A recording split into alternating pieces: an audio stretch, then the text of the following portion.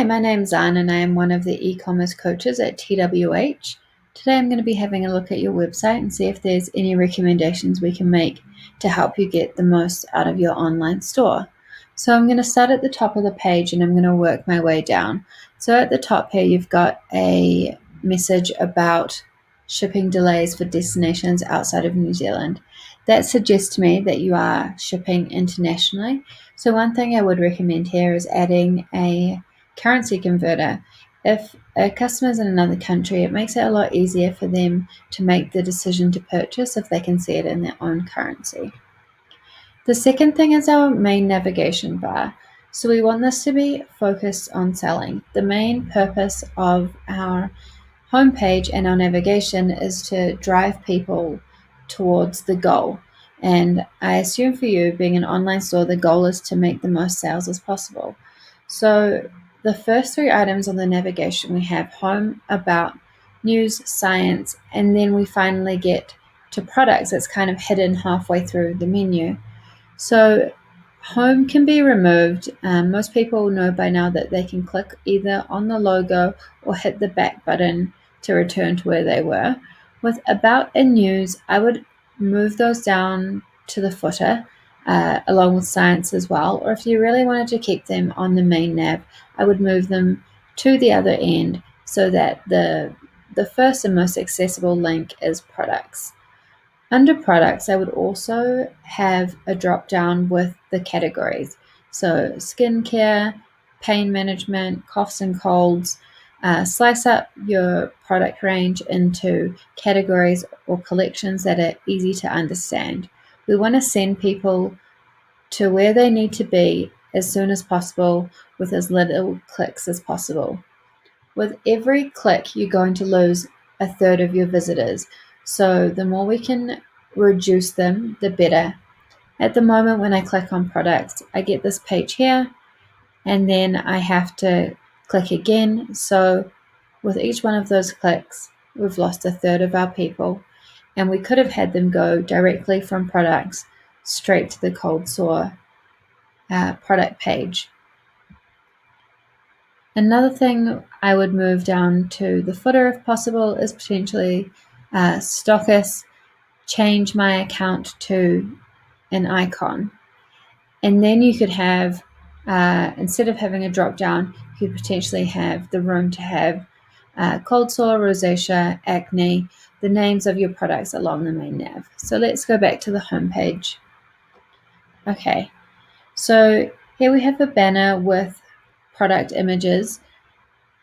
I see that you do have an image of the honey, which is obviously a very important factor of your product being the HoneyLab, but it would be really nice to see an image of the product texture, the product in situ, so in a bathroom or being used, so that people can imagine themselves using it in their everyday life.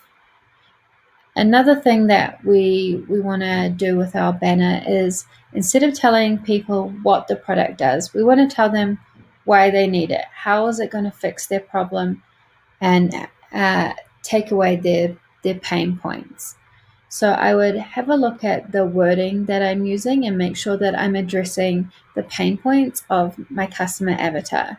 Your customer avatar is basically a fictional representation of your customer, and it's a very detailed representation of a single person that we speak to so that we can understand them better. We can understand what their pain points are, what their goals are, where they like to hang out online, and we can really focus in with our copywriting and our marketing and make sure that we're hitting all the right points to sell to those people. Another thing with the banner is making it easier to navigate. So after having a play around on your website, I see that I can click on this image and be taken to the product, but it would be a lot clearer and easier to use if you had a nice large button that said shop cold sore, shop motion sickness, whatever it is the product is, or even just a simple shop now button that is a nice bright color, easy for people to see and easy for them to click on. Here we have a bit more information about the products and their uses. But as I said, we want to be driving people from the homepage towards our main goal. So our banner and all the information at the top of our page really needs to focus on our number one goal. So what I would do, just to flip things around a little bit and really focus on that, is move my featured products up under here and then go into more information for the people that are scrolled and ready to read it, because they're already primed knowing what our products are. Again, here, just to help people navigate around, under products and innovation, I would add another button exactly like you've got for the TED Talk, which takes people to pages with more information on potentially the products and the science behind them, and then the innovation as well. We already talked about the featured products, so I'm just going to skip down to this footer area. So you have a newsletter sign up, which is great. Having email subscribers on your list is really important, and making sure that you have the setup behind there to make the most of those email addresses. But first things first, we need to get people on our list. These days, people receive so many emails, they want to make sure that if they're handing over their email address, it's for something that they're really interested in. So subscribe to our mailing list may not be enough information for them to decide that they need to actually join your mailing list. So there are some common tricks that we can use to get people to sign up and then implement our email marketing after we've got that address. So the main one is creating an offer. And that can either be in the form of a discount, something like sign up to get free shipping, 10% off your first order, something like that. Or it can be a value add. So maybe it's a guide on how to manage a cough and cold, or why honey is an important thing to add to your diet, something that's going to be really relevant to that customer avatar. So this is again why it is really important to make sure that you have your customer avatar really well defined, so that you can create content that they will find valuable and will have them ready and jumping to hand over their email address to you. Once you've got your email address, you can start to implement a autoresponder or nurture sequence, which takes people through all the information they need to know about your business, your brand, and your products, and really primes them to buy. Most customers need to see something at least 7 times before they're ready to actually go ahead and make a purchase. And that can be across multiple platforms. So maybe they saw you on your TED Talk, they saw you on Facebook, they saw you on Twitter, they received your emails, but getting in front of them at least 7 times and in many different places as possible is going to help build that trust and help your customers make the decision to purchase from you. And purchasing from you is a very important factor, and we're going to get them to do that by not only getting in front of them, but getting them to know and trust you by creating really valuable content for our opt-in and in our nurture sequence as well. So the next thing I want to talk about in your footer is you do have terms and conditions here, which will take me through to my privacy policy, return policy, all that information. But at a first glance, it didn't look like you had it.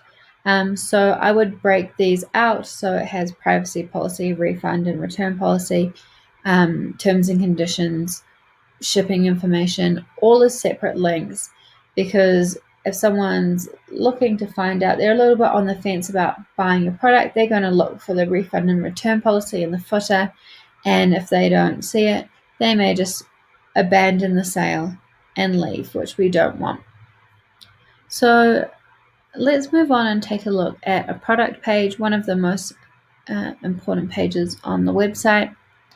So the first thing I notice here is that the buy button or the add to basket is below the fold.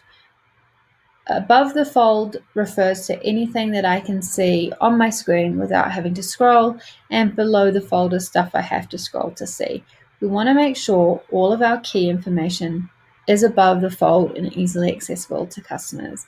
So if you take this information here, the size, quantity, and the add to basket button, and move that underneath the price, it's going to make it a lot easier for your customers to click and proceed with the sale. Another thing which can be really, really valuable with a product like yours that is likely to be used more than once, particularly with the rosacea and acne products, is set it up as a subscription-based product.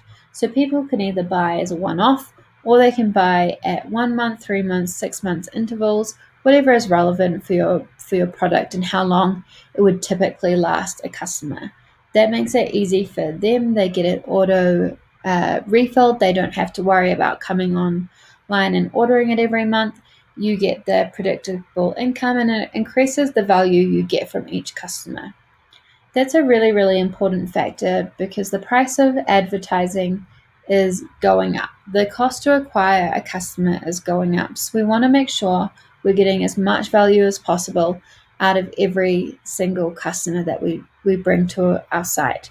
So we can do that by increasing their lifetime value by doing things like offering a subscription product and also nurturing our customers through relevant, timely emails.